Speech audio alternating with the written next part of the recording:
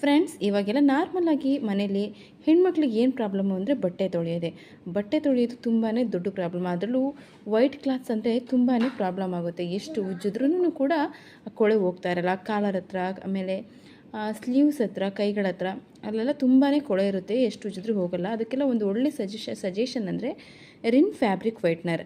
ಇದನ್ನು ಆಲ ಅಂತ ಕೂಡ ಕರೀತಾರೆ. ತುಂಬ ಒಳ್ಳೆ ಪ್ರಾಡಕ್ಟ್ ಇದು. ಇದನ್ನು ನಾವು ಬೇಗ ಕೊಳೆಯನ್ನು ತೆಗೆಯೋದಕ್ಕೆ ಯೂಸ್ ಮಾಡ್ಕೋಬೋದು.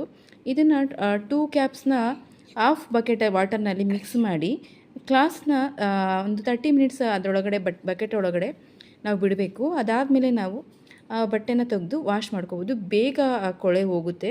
ನಾವು ಬ್ರಷ್ ಮಾಡಬೇಕು ಅನ್ನೋ ನೆಸೆಸಿಟಿನೇ ಇರೋದಿಲ್ಲ. ತುಂಬ ಚೆನ್ನಾಗಿ ಕ್ಲೀನ್ ಆಗುತ್ತೆ. ಇದು 200 mlಗೆ ಬರೀ 45 ರುಪೀಸ್ ಅಷ್ಟೇ. ಮನಿನೂ ಕೂಡ ತುಂಬ ಒಳ್ಳೆಯ ಪ್ರೈಸಲ್ಲಿ ನಮಗೆ ಕೊಟ್ಟಿದ್ದಾರೆ.